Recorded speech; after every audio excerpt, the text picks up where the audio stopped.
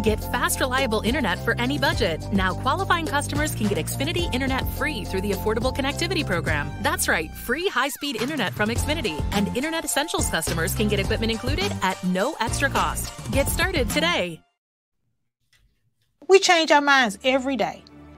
About 1 million things a day. This is no different.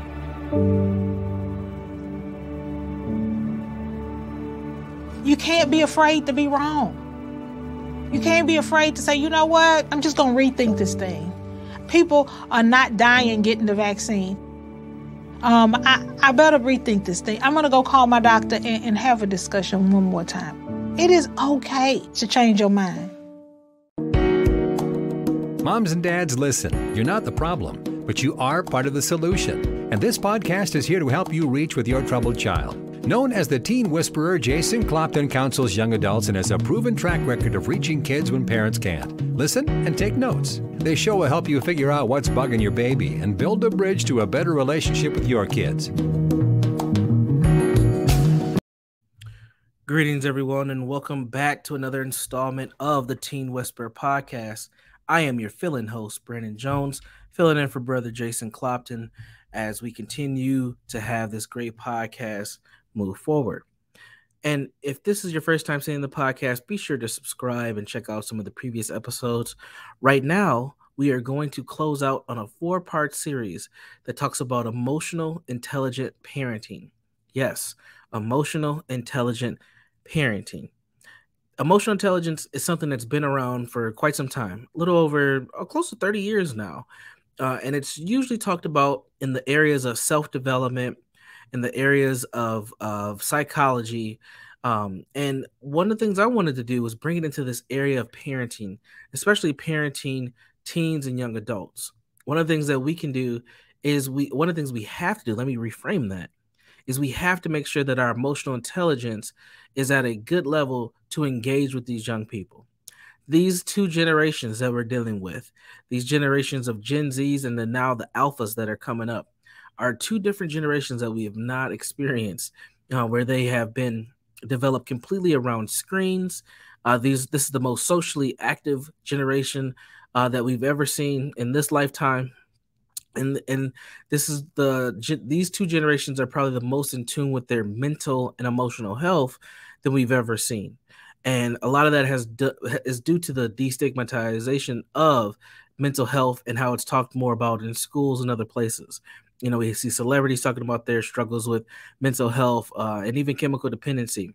And we're in this interesting space where we have to increase our emotional intelligence. Think of it as a skill set in order to continue to reach our young people, build that rapport, build that level of connection, and help them as they develop and grow. So we spent the last 3 episodes of this podcast talking about self-awareness as a parent, social awareness as a parent, and self-management as a parent. And on today's episode, we're going to talk about relationship management as a parent. Now, if you come from the old school thinking like myself, and even with my own parents, my parents weren't trying to manage their relationship with me. If anything, I was trying to manage my relationship with my parents. But again, we're in a different generation. It's a different time.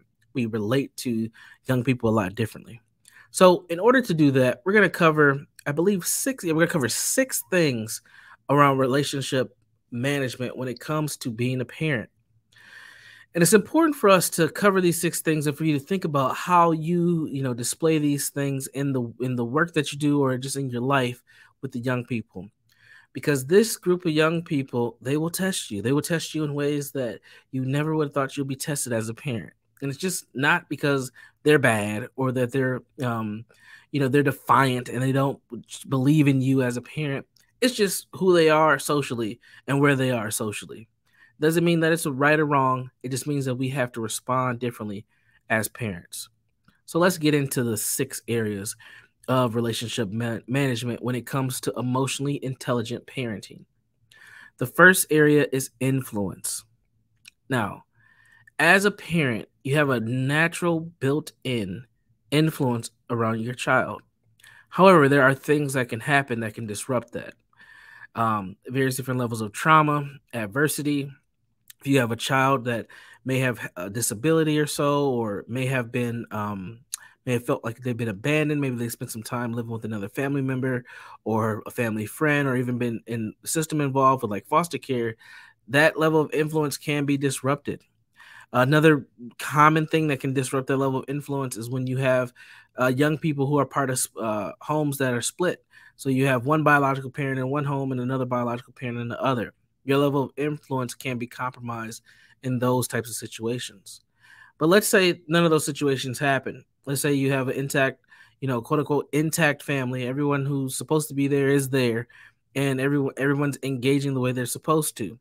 You have to make sure your level of influence is built in, which means that you have to be crafty in developing a relationship with your young person. I'm not saying being your child's best friend. It's probably not the best approach, but you should approach your child from an angle where you're not too intrusive. You're trying to understand who they are and how they are. You're trying to connect with them to the best of your ability. These are all going to be things that are going to help you as you develop that rapport, as you develop that relationship with the young person in your life. And you want to make sure that your influence keeps you in the power dynamic where you do have some control, where there's a level of respect from your child. You'll be surprised how many young people I've seen in a clinical setting who had no respect for their parents. And usually they had no respect for their parents, not because of the things their parents would say.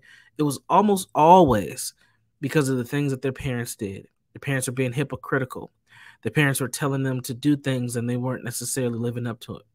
Or their parents were issuing blank threats. I'm going to take your Xbox away. I'm going to take your cell phone away. You won't be able to hang out with your friends. You won't have that birthday party that you asked me about. And then the parent does nothing. They allow the Xbox to keep rolling. They allow their friends to hang out. They allow all the things. They overcompensate. That's not good either. So with influence does come a level of authority.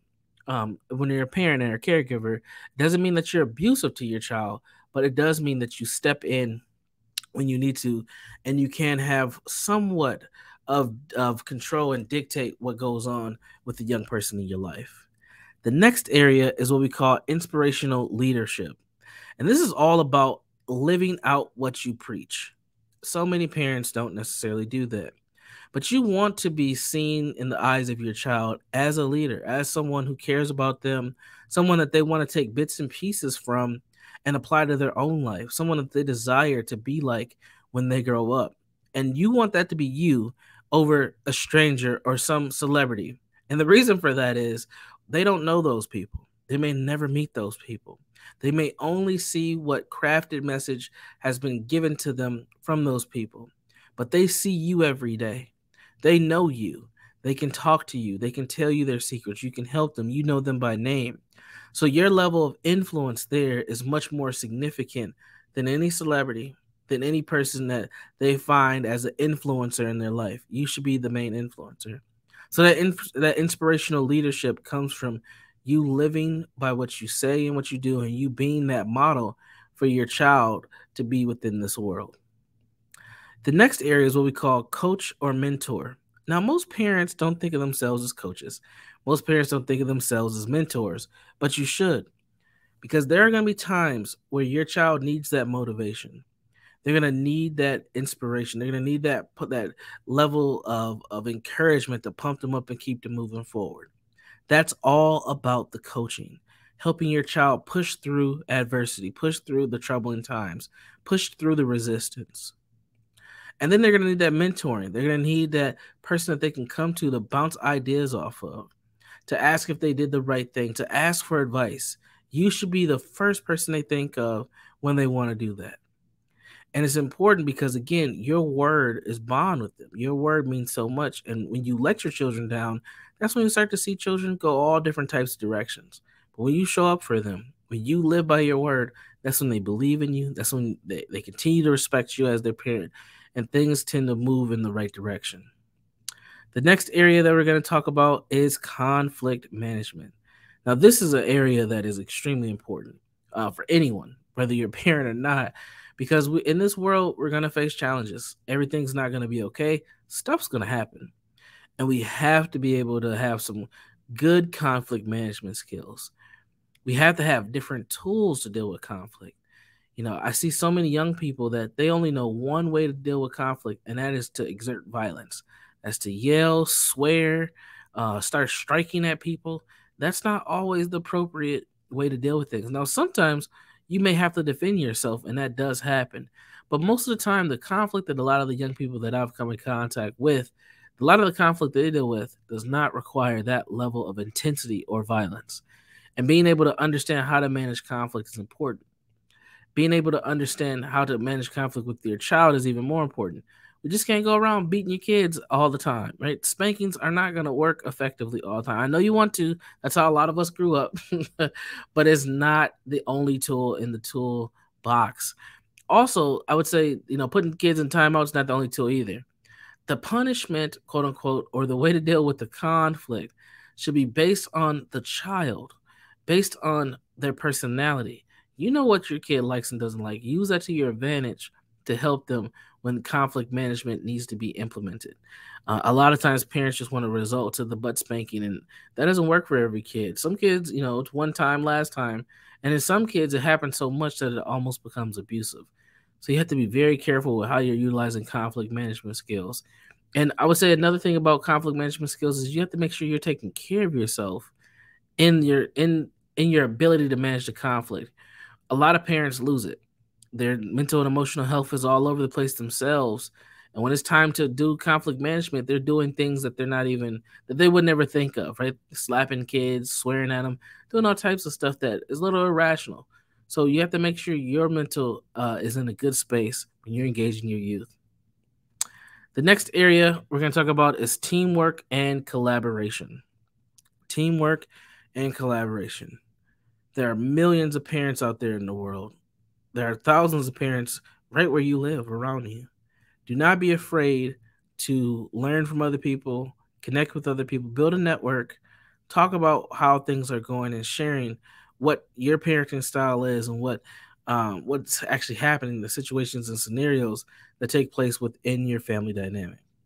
And the reason for this is the teamwork aspect. You can learn so much from someone else's experiences. No matter how old their kids are, they have some things that they might want to share with you, and you might have some things that you might want to share with them in turn.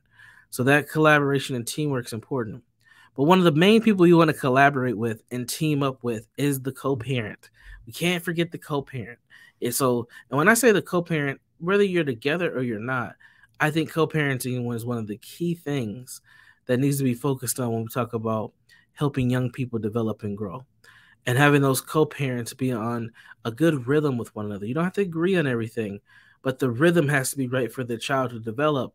Because if they're getting one frequency in this house, another frequency in that house, or even if they're in the same house and they're getting one frequency from this parent, another frequency from this parent, things can go awry very quickly.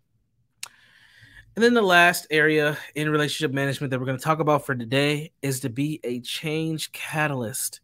Sometimes you have to call an audible. Sometimes you have to say, you know what, this is not right. Let me stand up for my young person. Let me stand up for myself. Let me get my kid in a different environment. Let me put my kid in a different situation. Let me do these things for myself as well. And being a change catalyst means not being afraid to step in and step up when necessary. When you're managing those relationships with young people, they're looking at you for guidance, looking at you for support. And sometimes that means that you have to stop doing the things you're doing to start doing the things that are needed. And that means that change has to be something you don't fear. Change that has to be something that isn't unusual for you. Change has to be something that you don't resist from. Because with that change comes opportunity to connect with your child and to build a better opportunity for you and them. So don't be afraid to be a change catalyst. I'm going to stop here for today. Again, my name is Brandon Jones. You can find me at my website, www.jegna.org. That's jegna.org. Or you can find me on social media platforms at BYBrandon, BRANDON, Jones, on all social media platforms.